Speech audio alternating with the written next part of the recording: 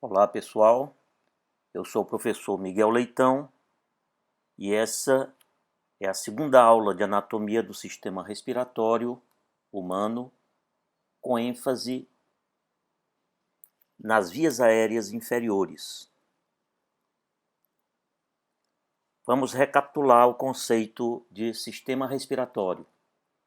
Então, o sistema respiratório é um conjunto de órgãos responsáveis pela ventilação pulmonar para a realização de hematose. Vejam esse esquema aqui embaixo.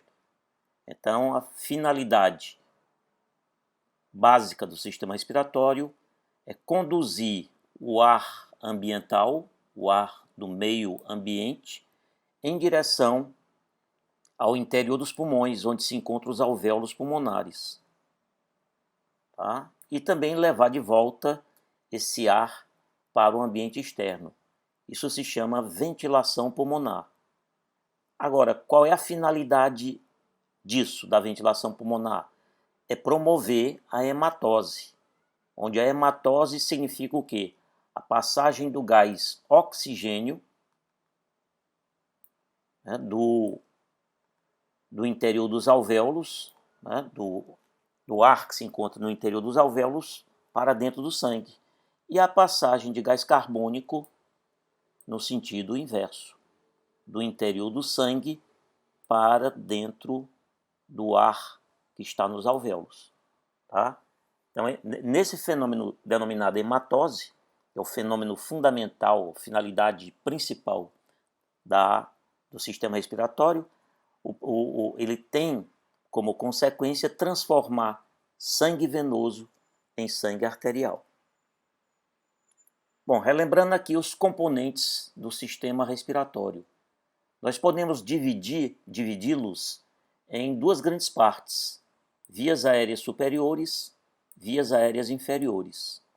As vias aéreas superiores compreendem o nariz, incluindo a cavidade nasal ou fossas nasais, a faringe e a laringe. E as vias aéreas inferiores, que são o motivo principal dessa aula, corresponde à traqueia, aos brônquios e aos pulmões. Tá? Essa diferença ela não tem só finalidade anatômica, ela também tem correlação direta com a clínica médica. Tá? Em que sentido? No sentido de que grande parte das afecções, né, que ocorrem nas vias aéreas superiores, elas apresentam diferenças em relação às afecções que acometem as vias aéreas inferiores. Tá? Daí porque as vias aéreas superiores, elas são, digamos assim, tratadas, as afecções das vias aéreas superiores são tratadas pelo otorrinolaringologista, enquanto que as afecções inerentes às vias aéreas inferiores são tratadas essencialmente pelo médico chamado pneumologista. Tá? Então há várias diferenças que dizem respeito às doenças. Por exemplo, os micro-organismos que causam infecção nas vias aéreas superiores, tá? Eles podem ser diferentes daqueles que acometem as vias aéreas inferiores. Tá certo? E a depender do órgão acometido, o processo, digamos, infeccioso, ele pode ser mais ou menos danoso para a saúde do ser humano. Bom, recapitulando um pouco aqui sobre a laringe, embora seja um componente das vias aéreas superiores, mas é quem faz a conexão entre a faringe e a traqueia, como está demonstrado aqui. Então a gente pode dizer que a laringe é um órgão tubular, tá? É um órgão em forma de tubo, tá? Portanto um órgão oco, e cuja parede é de natureza fibromiocartilaginosa, ou seja, a parede da laringe é constituída por cartilagens, tá? Unidas por tecido fibroso, e também contém tecido muscular. Ok? Onde é que se localiza a laringe? Na região anterior do pescoço, lembrando que o termo cervical diz respeito ao pescoço. A laringe fica situada, portanto, anteriormente no pescoço, numa posição no plano mediano, tá? E tem uma abertura, como é um tubo, tem uma abertura superior, que une a laringofaringe, e uma abertura inferior, tá? Que une a laringe com a traqueia, tá? Lembrando que a laringe se localiza anteriormente à laringofaringe. Bom, para que serve a laringe? Eu coloquei as 3 funções fundamentais desse órgão. A primeira é que é componente das vias aéreas, né?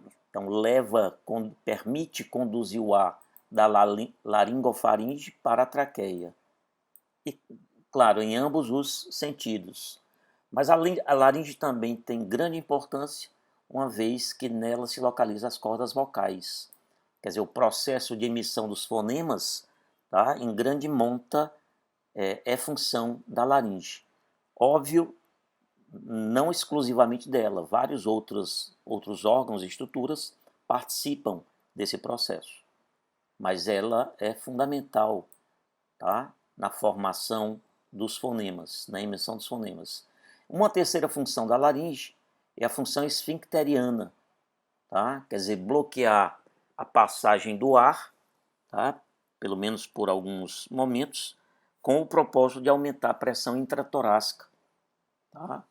Essa pressão intratorácica aumentada, ela, digamos, estabiliza o diafragma e permite, então, aumentar também a pressão intraabdominal, por exemplo, quando do processo de micção, de defecação, tá?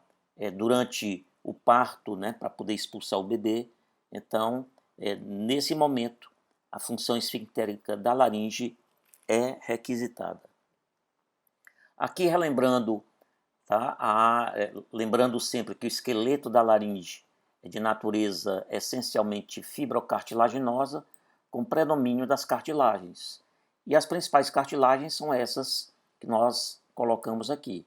A cartilagem tireoide, não confunda cartilagem tireoide com a glândula tireoide, embora sejam vizinhas anatomicamente falando, tá? Mas são estruturas bem diferentes. Então tem a cartilagem tireoide, tem a cartilagem cricoide, as duas cartilagens aritenoides e a cartilagem epiglótica. São as principais cartilagens que constituem o esqueleto desse órgão tubular chamado laringe. Relembrando aqui algumas características, né?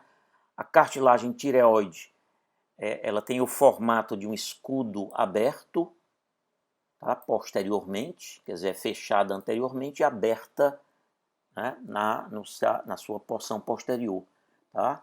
É essa cartilagem tireoide cujas 2 lâminas formam anteriormente a proeminência laríngica. Tá? Essa proeminência que a gente percebe no pescoço, principalmente dos homens, e que é denominada popularmente de pomo de Adão. Então, é pertencente à tireoide. Essa cartilagem, pessoal, ela se une ao ocioide pela membrana tireoidea, uma membrana que vai da cartilagem tireoide até o ocioide. Daí o nome, membrana tireoidea. Tá? E também ela se conecta por tecido fibroso com a cartilagem que está embaixo dela, que é a cricoide, por meio do ligamento cricotireoideo. Ok? A cartilagem cricoide, por sua vez, ela tem o formato de anel de sinete, tá? Onde a parte anterior chama-se arco e é mais estreita, e a parte posterior mais ampliada, denominada lâmina, tá? E que ajuda a formar a parede posterior da laringe. Tá? Tem um ligamento que prende a cartilagem cricóide à traqueia.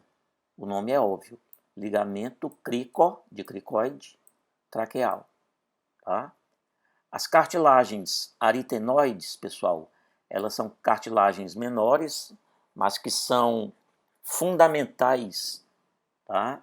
Não só para a formação do esqueleto da laringe, mas também porque, de certa forma, elas estão unidas às cordas vocais. Então, músculos que movimentam as cartilagens aritenoides, eles são essenciais para o processo de fonação. Cada cartilagem aritenoide tem o formato de uma pirâmide de 3 lados. Tá? A borda superior da cartilagem, aliás, as aritenoides, elas se localizam montadas no bordo superior da cartilagem cricoide, tá? E elas também apresentam presas à sua superfície superior duas cartilagens, uma cartilagem chamada, pequenas cartilagens, né? Uma chamada corniculada e outra mais lateralmente chamada de cuneiforme. Existe também uma estrutura fibrosa chamada de prega ariepiglótica, que une a cartilagem aritenoide à cartilagem epiglótica, tá? Ajudando também a delimitar as margens superiores da laringe, como nós vamos ver em imagens.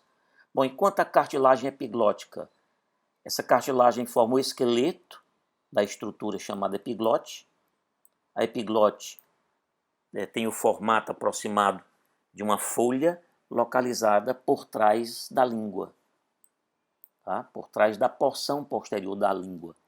Tá? E essa cartilagem epiglótica forma a parede anterior do vestíbulo. E o vestíbulo, por sua vez, é a primeira porção da cavidade da laringe. Vamos entender tudo isso usando imagens, né? Vamos rever tudo isso usando imagens. Aqui, pessoal, vocês têm uma visão por trás, uma visão posterior do esqueleto cartilaginoso da laringe. Então, aqui estão evidenciadas as cartilagens, pelo menos as principais cartilagens que constituem a laringe. Isso numa visão por trás, uma visão posterior. Então, essa estrutura aqui, que vocês estão vendo, e que eu estou procurando delimitá-la aqui em vermelho, tem de um lado e tem do outro, obviamente. Isso daqui tudo, pessoal, é a cartilagem tireoide. Olha aí, tem de um lado e tem do outro, quer dizer, é uma cartilagem só, mas que ela é fechada lá na frente e aberta aqui atrás, como vocês estão vendo, ok? Então é a cartilagem tireoide, de um lado e do outro, tá? Ligado a ela, só que localizada mais embaixo, nós encontramos aqui, e aqui eu estou procurando delimitar também, a cartilagem cricoide. Essa cartilagem cricoide, aqui na face posterior, vocês veem que ela é bem larga. Então, tudo isso daqui é a cartilagem cricoide. Ok? Então, tem a cartilagem tireoide mais acima e aberta posteriormente, e por trás a cartilagem cricoide. Cartilagem cricoide, lá na frente, vocês vão ver, ela é estreitinha, ela é fininha, e aqui atrás ela fica bem larga, ajudando a formar a parede posterior da laringe. Abaixo da cartilagem cricoide, se a gente traçar aqui uma linha passando por baixo da cricoide, então nós temos aqui o limite entre a laringe acima e a traqueia abaixo. Bom, além das cartilagens tireoide, que está aqui, vou colocar aqui um Tzinho para dizer que é tireoide e cricoide, nós observamos também aqui a cartilagem epiglótica. Tem o formato de uma folha e constitui o esqueleto da epiglote. Então, a cartilagem epiglótica constitui o esqueleto cartilaginoso do que a gente denomina de epiglote. Então, está aqui ela, cartilagem epiglótica. Ok? Bom, aqui acima do bordo superior, acima da cricoide, tá? Acima do bordo superior da cricoide, nós encontramos essa cartilagem, que na realidade são duas. Veja que tem um lado e tem do outro, em forma de uma pirâmide. Essa é a aritenoide. E acima da aritenoide a gente encontra a cartilagem chamada corniculada. A única cartilagem que não está representada aqui é a cuneiforme, mas ela é de menor importância, ok?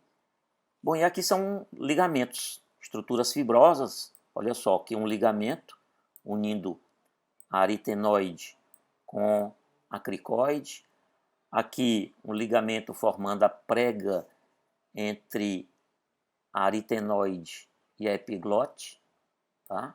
É a prega ariepiglótica de um lado e do outro, ó. E ajudando a delimitar a entrada da laringe.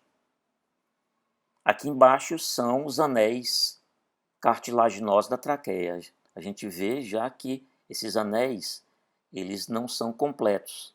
Aqui por trás, na traqueia, esses anéis cartilaginosos, que são em número de 15 aproximadamente, eles não se fecham, tá? Aqui esse espaço entre os anéis, que são abertos posteriormente na traqueia, é ocupado por um músculo chamado músculo traqueal. Bom, agora estamos revendo a laringe por sua face anterior, pela frente, tá? Então, a laringe vista na sua face anterior. Aqui está a cartilagem tireoide. Nesse ponto aqui, nesse local aqui, existe a proeminência laríngica, o famoso pomo de Adão. Aqui nós observamos, aqui é o ocioide, que é um tipo de osso sesamoide que fica aqui na parte alta do pescoço. E essa membrana aqui é a membrana, essa estrutura é a membrana tireoidea. Ela liga a cartilagem tireoide ao ocioide, como dá para se ver. Mas aqui embaixo, a cartilagem cricóide, olha aí, pessoal. Vejam que a cartilagem cricóide aqui pela face anterior, ela é fininha. Já na face posterior ela se amplia, tá? Fica bem maior. E aqui nós temos um ligamento, tá? Um tecido conjuntivo fibroso, ligamentar, que une anteriormente a cartilagem tireoide aqui em cima com a cricóide aqui embaixo. Chama-se, portanto, ligamento cricotireoídeo, tá? E aqui embaixo, pessoal, aqui nós temos o primeiro anel da traqueia, olha aí. E esse ligamentozinho aqui chama-se ligamento cricotraqueal. Então, em cima é o ligamento cricotireoídeo, embaixo é o ligamento cricotraqueal. Esses ligamentos têm importância quando você vai fazer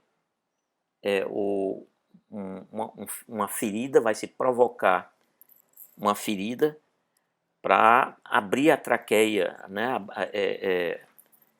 Fazer um corte, uma incisão para acessar a traqueia, em caso que a pessoa apresente obstrução das vias aéreas superiores.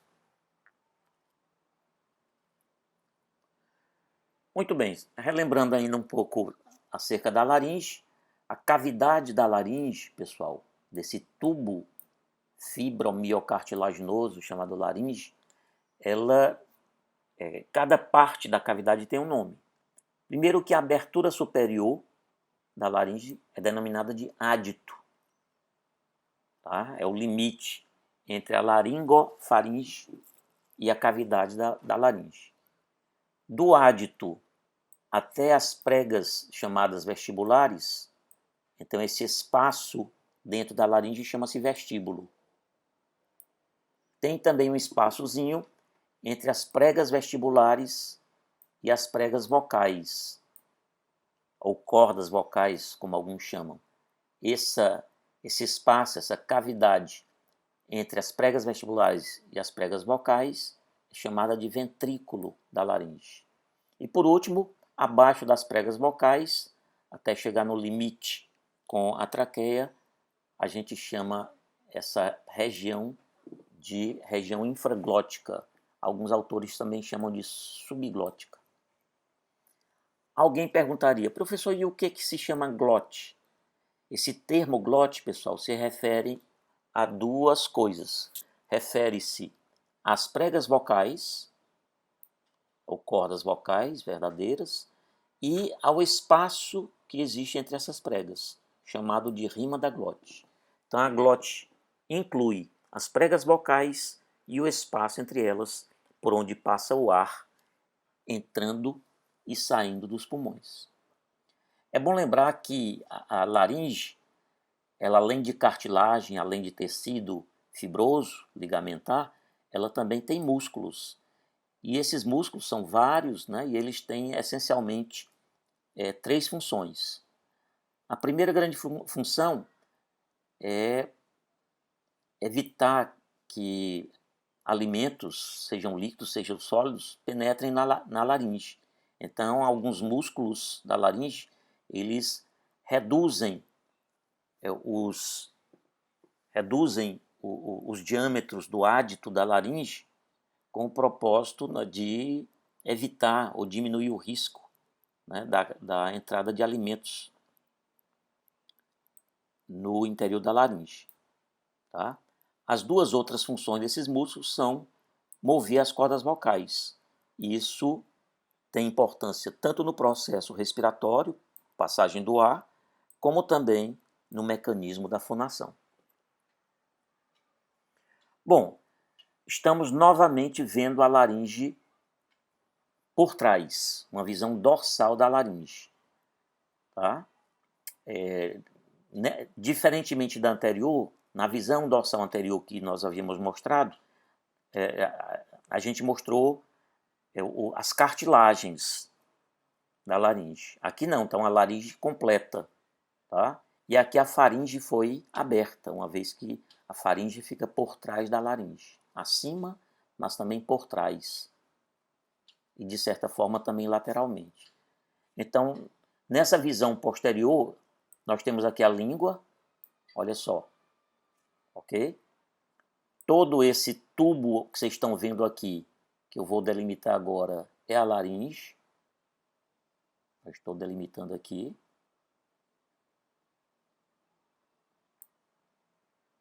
Ok.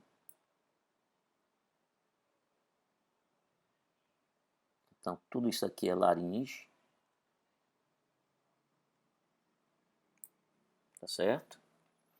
E nós observamos aqui o ádito da laringe. Aqui é uma cavidade, uma abertura, né? É a abertura superior da laringe, tá? Chamada de ádito. E lá dentro existe a primeira porção da cavidade da laringe, chamada de vestíbulo. Aqui mais embaixo, no limite entre a cartilagem cricoide, né, no limite inferior da cartilagem cricoide, deixa de ser laringe e passa a ser traqueia. E aqui a gente observa, pessoal, tudo isso daqui que está aberto por trás da laringe é faringe, a laringofaringe. E a gente observa aqui, inclusive, um recesso chamado recesso piriforme, por onde os alimentos passam por ocasião da deglutição. Tá? Durante a deglutição, a epiglote ela se curva um pouco para trás e os alimentos tendem a passar por cima e pelos lados. Tá? Portanto, não caem aqui no interior da laringe. Muito bem. Essa imagem, pessoal, é mostrando novamente a laringe, só que aqui é de perfil e tendo ela sido cortada no plano mediano. Então imagine aí que a gente cortou a laringe, né, seguindo o plano mediano, e aqui eu estou mostrando de lado, pelo plano de corte, metade da laringe. Então vamos identificar algumas coisas interessantes aqui. Tá? Aqui é anterior e aqui é posterior. Tá? Então aqui para a esquerda seria a frente da laringe, para a direita o dorso da laringe.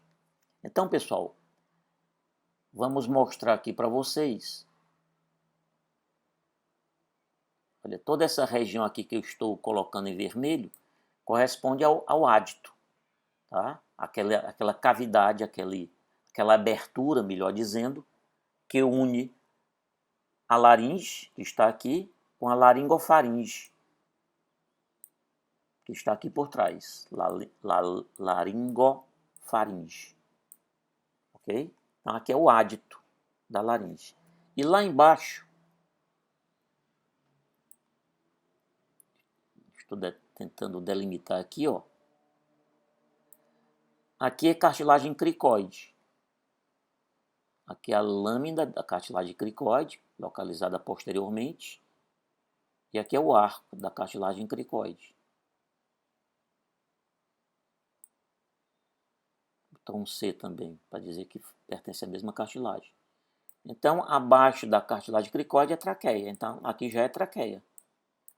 Portanto, a laringe começa aqui, no ádito, que eu já marquei aqui em vermelho, e vai até esse outro traço vermelho aqui que eu delimitei. Então, por aqui já dá para identificar, rever algumas coisas interessantes. Essa estrutura aqui, que eu estou agora delimitando em vermelho também, são as pregas vestibulares, vistas de perfil, não é? E aqui, abaixo delas, estão as pregas vocais. Tá? Portanto, toda essa área aqui, do interior da laringe, desde o ádito, que está aqui, estou refazendo, desde o ádito até as pregas vestibulares, tudo isso aqui chama-se vestíbulo da laringe. Esse espaço entre as pregas vestibulares aqui em cima e as pregas vocais aqui embaixo, esse espaçozinho aqui, essa cavidadezinha aqui, chama-se ventrículo. Então, em cima é o vestíbulo, aqui é o ventrículo. Vou colocar aqui VT, ventrículo da laringe. E abaixo das cordas vocais, até o limite inferior da laringe, nós temos a região infraglótica ou subglótica, como queiram. Então está aí a cavidade da laringe, dividida nas suas diversas partes. Tá? A abertura superior, que é o ádito, repetindo, depois vem o ventrículo da laringe, aliás, o vestíbulo, desculpem, da laringe, mais embaixo o ventrículo da laringe, e abaixo das cordas vocais, a região infraglótica ou subglótica. Abaixo disso é a traqueia. Bom, e aqui também, nesse esquema, dá para ver, olha só, desenhado esquematicamente, a cartilagem epiglótica, formando a parede anterior do vestíbulo da laringe. Aqui, a cavidade, aliás, a cartilagem tireoide, uma parte dela, nesse corte de perfil. Muito bem.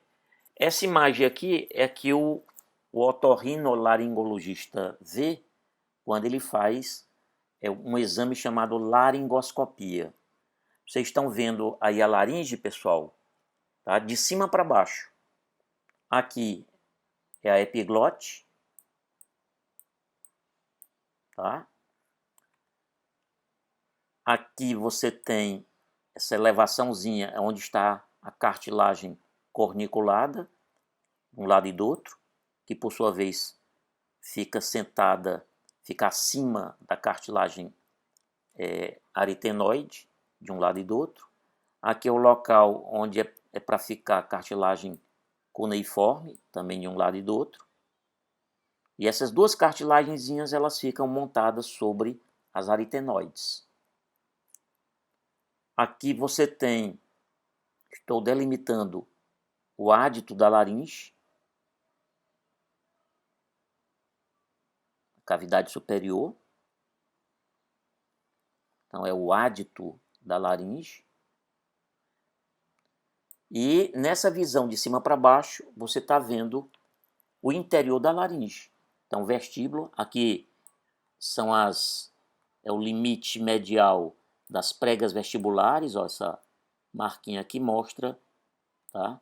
Isso daqui são as pregas vestibulares, vistas lá para dentro, tá? E medialmente, as pregas vestibulares, aqui em branquinho, essa parte aqui branquinho, ó, são as pregas vocais, tá? Então aqui é prega vocal, aqui é prega vocal, em toda a sua extensão, de anterior para posterior. Então isso daqui que eu estou evidenciando com esses pontinhos são as pregas vocais. E aqui é a glote, né? Esse espaço entre as duas cordas vocais é a glote. E mais lá para baixo, a região infraglótica. Bom, a traqueia, por sua vez, é a continuação inferior da laringe. E ela tem uma estrutura, a parede da traqueia, desse tubo chamado traqueia, é, de certa forma, semelhante à estrutura da parede da laringe. Também é um órgão tubular para a passagem do ar, tá? A parede é constituída por tecido fibroso, tá? Muscular e cartilaginoso, com predomínio das cartilagens, né? São cerca de 15 anéis cartilaginosos, né? Dispostos horizontalmente e unidos por tecido fibroso. E lá por trás, fechando a traqueia, tem o chamado músculo traqueal, tá? A traqueia, pessoal, ela em média, ela tem 12 centímetros de comprimento. Eu digo em média porque isso vai depender muito da estatura de cada pessoa. Geralmente varia de 9 até 15 centímetros, em média 12 centímetros. E ela vai unir a laringe aos brônquios, tá? Metade da traqueia se localiza no pescoço e a outra metade no tórax. A traqueia começa no pescoço, mas atravessa a abertura torácica superior e penetra no tórax. No pescoço, as referências anatômicas são as seguintes. Anteriormente à traqueia, a gente vai encontrar o istmo da glândula tireoide, da glândula tireoide, não é da cartilagem, e os músculos infraioíreos. Posteriormente à traqueia, no pescoço, vamos encontrar o esôfago. E lateralmente a ela, vamos encontrar os lobos da glândula tireoide e a bainha carótida, né, que tem tanto a artéria carótida comum quanto a veia jugular interna. Quando a traqueia penetra no tórax, então as estruturas localizadas anteriormente a ela, no tórax, são o osso externo e os grandes vasos da base do coração. E o esôfago permanece localizado posteriormente à traqueia, dentro do tórax. Bom, como nós havíamos dito, o esqueleto da traqueia é constituído por a parede da traqueia, tá? É constituída por cartilagens, ligamentos e pelo músculo traqueal. As cartilagens são constituídas, são em forma de anel, né, dispostas horizontalmente, e elas não se fecham na parte posterior, tá? Os ligamentos unem as cartilagens, são chamados ligamentos anulares elásticos, e o músculo traqueal, localizado na parede posterior, né, da traqueia, ele fecha essa parede. Em relação à bifurcação, tá? Quando a traqueia penetra no tórax, tá? No limite por trás da aorta ascendente, a traqueia se bifurca, originando os dois brônquios principais ou primários, tá? Nesse local da bifurcação, a traqueia apresenta uma elevação interna chamada carina. Ela ajuda a separar a cavidade do brônquio direito da cavidade do brônquio principal esquerdo, né? E como dito, essa bifurcação da traqueia, ela acontece por trás da artéria aorta ascendente. Essa figura ilustra tudo isso que a gente falou, pessoal. Então, está aqui a traqueia chegando no tórax, está aqui ela, lá em cima.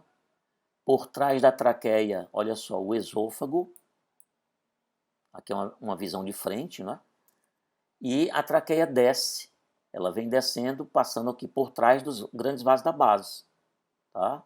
Do arco da aorta e os vasos que emergem do arco da aorta, tronco braquiocefálico, né? A carota comum esquerda, subclave esquerda. Então vem descendo e ao nível da aorta ascendente, tá?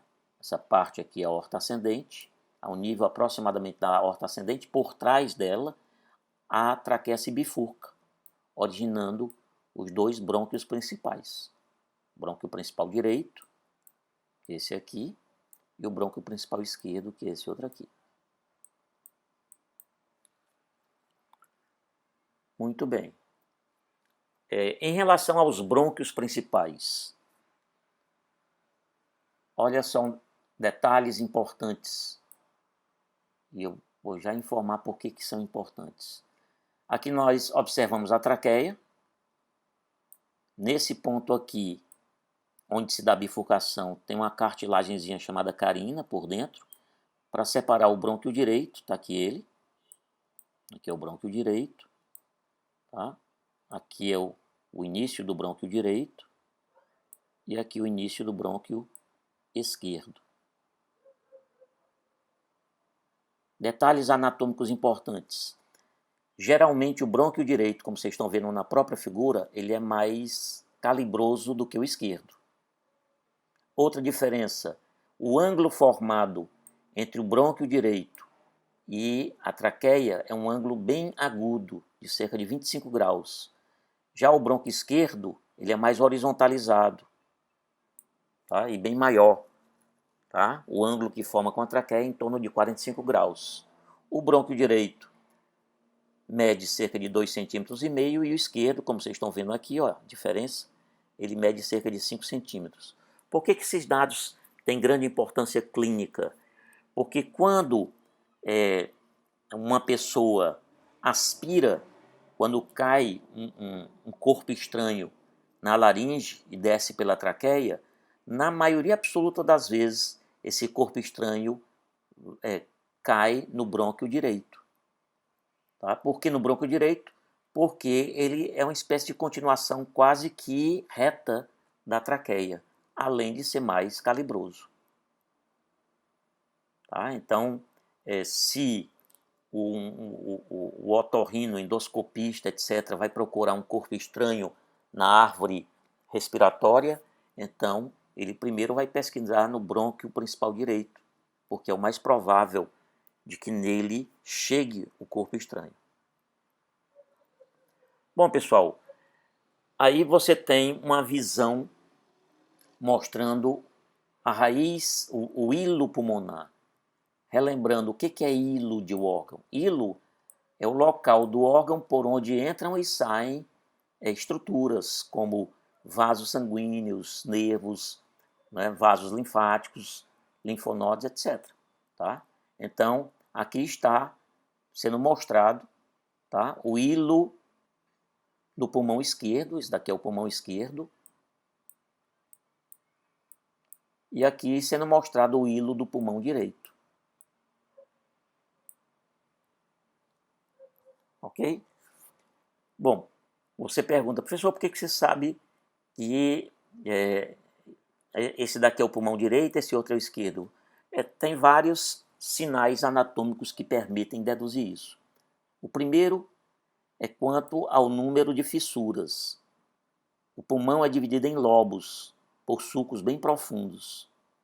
O pulmão direito tem duas fissuras, a fissura oblíqua, aliás, a fissura horizontal, que é essa daqui, de baixo, e a fissura oblíqua, que é essa daqui, ó, ela começa aqui e vai até aqui. Tem duas fissuras. Já o pulmão esquerdo, ele só tem uma fissura, que é a fissura oblíqua, que é essa. Ela se continua aqui. Tem outra diferença. O pulmão esquerdo, ele tem uma impressão, aqui por essa face, pela face medial, tem uma impressão deixada pelo coração, a impressão cardíaca no pulmão esquerdo, coisa que obviamente o direito não tem, certo? E há uma outra diferença ao nível do hilo. Então, no hilo está o que a gente chama de raiz do pulmão, ou pedículo pulmonar. Essa raiz do pulmão, pessoal, é onde estão exatamente as estruturas entrando ou saindo do pulmão. No caso do pulmão esquerdo, tá? O componente mais alto é exatamente a artéria pulmonar. Obviamente, aí a artéria pulmonar esquerda. Já no pulmão direito, o componente localizado aqui na raiz do pulmão direito e localizado mais superiormente, que esse aqui, é o brônquio principal direito. Tá? Então, é outra diferença. Então, o componente mais superior ao nível do hilo do pulmão esquerdo é a artéria pulmonar. E o componente mais superior ao nível do hilo do pulmão direito é o brônquio principal direito. Bom, como é que nós podemos conceituar os pulmões? Então, está aí uma proposta. São dois órgãos esponjosos. Por que a gente chama esponjosos? Porque o interior do pulmão ele tem milhões e milhões de pequenas dilatações chamadas de alvéolos pulmonares. E esses milhões de alvéolos estão cheios de ar. Então, o pulmão é literalmente uma esponja. Tá?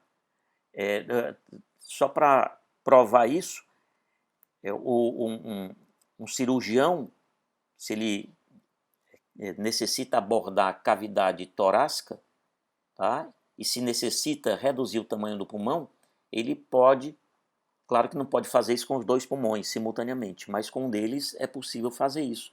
Ele pode, digamos assim, comprimir um pulmão, tá? Bastante, diminuir bastante de tamanho, dado exatamente o fato dele ser uma estrutura esponjosa. Tá? Então, por alguns instantes, você pode comprimir o pulmão num ato cirúrgico, tá? E depois soltá-lo para que ele se expanda novamente. Tá? Então, são dois órgãos esponjosos em forma de pirâmide, localizados no interior da cavidade torácica. Tá? E no interior dos pulmões, os brônquios vão se ramificando, como se fossem galhos de uma árvore. Por isso que a gente chama de árvore brônquica. Tá certo? E contém, obviamente, lá no final dos brônquios, os brônquios vão se ramificando cada vez mais, né? São cerca de entre 16 e 20 bifurcações que acontecem nos brônquios, tal e qual acontece com os galhos de uma árvore. Então, do tronco da árvore saem, digamos, dois galhos bem espessos, depois se bifurcam em dois galhos menores e assim sucessivamente, pois a mesma coisa acontece com a rede brônquica no interior dos pulmões, até chegar em estruturas microscópicas, tá? Que são os bronquíolos, que por sua vez terminam em sacos também igualmente microscópicos chamados alvéolos pulmonares. É lá nos alvéolos onde se dá a hematose. Então, pessoal, só relembrando, dos brônquios principais surgem os brônquios lobares. Tá? No pulmão direito são 3 brônquios lobares, no pulmão esquerdo são 2. Por quê? Porque no pulmão direito tem 3 lobos, no pulmão esquerdo, né, tem apenas 2 lobos. Esses brônquios lobares, né, se subdividem formando 8 a 9 brônquios segmentares. 8 a 10 brônquios segmentares. Tá? Mais adiante, esses brônquios segmentares se subdividem mais ainda. Depois outra subdivisão e assim sucessivamente até chegar nos alvéolos. Então está aqui uma representação esquemática. Aqui é a traqueia, no ponto da sua bifurcação. Aqui é o brônquio direito, o iniciozinho dele. E aqui é o brônquio esquerdo. Então mostrando aqui que o brônquio direito, assim que ele penetra no pulmão, e às vezes até antes, ele origina o brônquio lobar superior. Tá aqui ele. Aqui é o brônquio lobar médio. E esse outro aqui é o brônquio lobar inferior. E os brônquios lobares, por sua vez, se dividem, né, no caso aí do pulmão direito, em 10 brônquios segmentares. E eles estão representados aqui, ó. Tá aqui um brônquio segmentar, tá aqui outro, aqui são 3, aqui mais 2, 5, e os outros 5 provêm lá do brônquio inferior. Tá aqui 1, 2, 3, 4, 5. Enfim, do brônquio principal esquerdo surgem 3 brônquios lobares, né, que por sua vez se bifurcam ou trifurcam ou mais, originando 10 brônquios segmentares. No pulmão esquerdo, geralmente são 9 brônquios segmentares. Mas, enfim, essa segmentação progride, tá, em brônquios cada vez menores, tá, e os últimos brônquios são chamados bronquíolos alveolares, que terminam nesses pequenos sacos em forma de cacho de uva chamados alvéolos. Bom, aí um pouquinho da estrutura do pulmão. O pulmão, eu falei, tem a estrutura de uma pirâmide. Então, lá em cima tem o ápice do pulmão. E um detalhe importante, esse ápice, ele ultrapassa os limites da abertura torácica superior. Quer dizer, chega até um pouquinho do pescoço. Tá? E a base do pulmão, ela fica sentada sobre o diafragma. A gente pode dizer que o pulmão também tem 3 faces. Tá? A face costal, alguns autores também chamam esternocostal, é a face mais ampla, né, voltada para as costelas.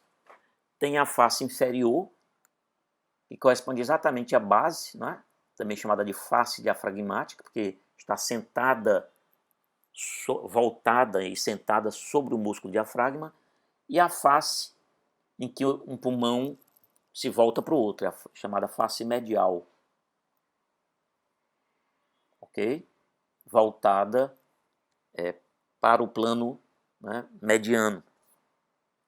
Bom, como eu já havia dito, o pulmão direito tem 3 lobos, superior, o lobo médio e o lobo inferior, e esses 3 lobos são separados por 2 fissuras. Tem a fissura horizontal e tem a fissura oblíqua. Já o pulmão esquerdo, ele só tem 2 lobos, um superior e um inferior, separados, portanto, por uma única fissura chamada oblíqua. E aqui nós temos uma visão anterior, uma visão de frente da cavidade torácica com as suas estruturas mais nobres. Aqui é o pericárdio, é um saco fibroso dentro do qual se encontra o coração. E aqui nós observamos os 2 pulmões. Tá? O pulmão direito, está aqui ele, do lado esquerdo da figura, que nós estamos vendo a pessoa de frente, e do lado de cá o pulmão esquerdo. Percebam que o pulmão direito tem 3 lobos. Está aqui o lobo superior, está aqui o lobo médio e mais lá embaixo o lobo inferior.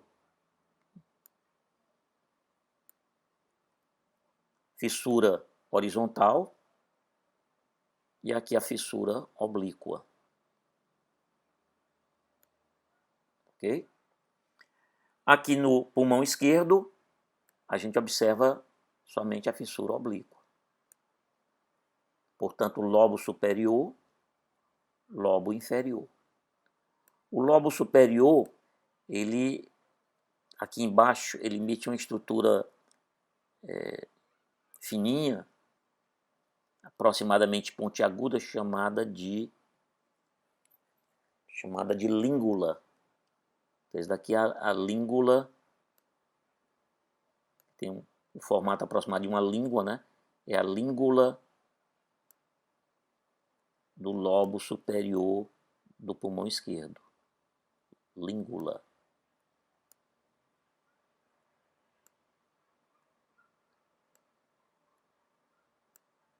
Ok? língula, essa pontinha aqui, essa estrutura pontiaguda. Bom, vejam aqui embaixo o diafragma, aqui é o músculo diafragma, separando a cavidade torácica em cima da cavidade abdominal embaixo. E essa face do pulmão voltada para o diafragma é a face inferior diafragmática. Essa que a gente está vendo amplamente é a face costal. E a face que é voltada, um pulmão, onde os pulmões se voltam para o mediastino, que é essa parte aqui do meio da cavidade torácica, é a face medial. Muito bem. E por último, pessoal, é bom lembrar que os pulmões eles são revestidos por uma lâmina serosa denominada pleura. Tá? A pleura não só reveste a superfície dos pulmões, ela também reveste internamente a cavidade torácica, olha aí. Significa dizer que a pleura ela tem dois folhetos. Tem um folheto que reveste os pulmões, chamado folheto visceral, tá?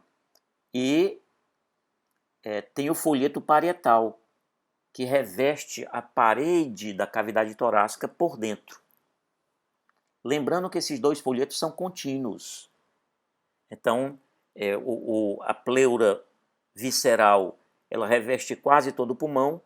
Quando chega no nível da raiz do pulmão, então ela se rebate e passa a revestir internamente a cavidade torácica. Então, entre esses dois folhetos, pessoal, tem uma cavidade, chamada de cavidade pleural. Só que essa cavidade, ela não é uma cavidade real, é uma cavidade virtual. Tem apenas uma pequena quantidade de líquido lubrificante só para evitar atrito. Só para fazer com que, durante os movimentos respiratórios, né, de inspiração e expiração, a pleura visceral deslize pela pleura parietal sem provocar atrito. Tá? Agora, lógico que essa cavidade virtual, chamada pleural, em determinadas situações de doença ou trauma, ela pode se transformar numa cavidade real. Então, por exemplo, um trauma causado por uma faca, por exemplo, né, que penetrou a parede torácica e atingiu a cavidade pleural, faz com que entre ar na cavidade pleural. É o famoso pneumotórax. Tá? E esse ar tem que ser drenado, porque se não for drenado, ele vai impedir a expansão do pulmão. Okay? Outra, pode haver o rompimento de vasos, onde o sangue também drena para essa cavidade. É o que a gente chama de hemotórax. Tá? Então, a depender da quantidade, também tem que ser drenado. Tá? Existe o piotórax, né, que é a presença de pus na cavidade pleural e assim por diante. Então, numa pessoa normal, a cavidade pleural é virtual. Entretanto, ela pode se transformar numa cavidade real, né, havendo penetração, né, de componentes como sangue, ar, pus, etc. Bom, e aqui uma representação esquemática interessante. Tá? Aqui vocês estão uma visão de frente, esquemática, tá? Aqui o pulmão esquerdo, do outro lado o pulmão direito, e aqui mostrando exatamente, ou tentando representar a pleura. Ó. Aqui é a pleura visceral. Por que eu sei que é a pleura visceral? Porque ela está revestindo a superfície do pulmão. No caso aqui o pulmão esquerdo. Ok? Aí quando chega aqui ao nível da raiz do pulmão, que é onde passam os vasos, estruturas entrando e saindo do pulmão, aí essa pleura visceral, ela se reflete nos componentes da raiz do pulmão e passa a revestir a parede torácica, a face interna da parede torácica. Essa é a pleura parietal. Então aqui é pleura visceral e aqui é pleura parietal. Ok? E esse espaço, aqui a gente está mostrando o espaço, só que ele não existe, né? É um espaço virtual, chama-se cavidade pleural, que, repito, tem uma quantidade mínima de líquido lubrificante para evitar atrito de um lado e do outro. E aqui mostrando o pericárdio, né, que, dentro do qual está o coração. Muito bem, pessoal. Obrigado. Lembrando sempre que a persistência é o caminho do êxito, segundo Charles Chaplin. Até a próxima.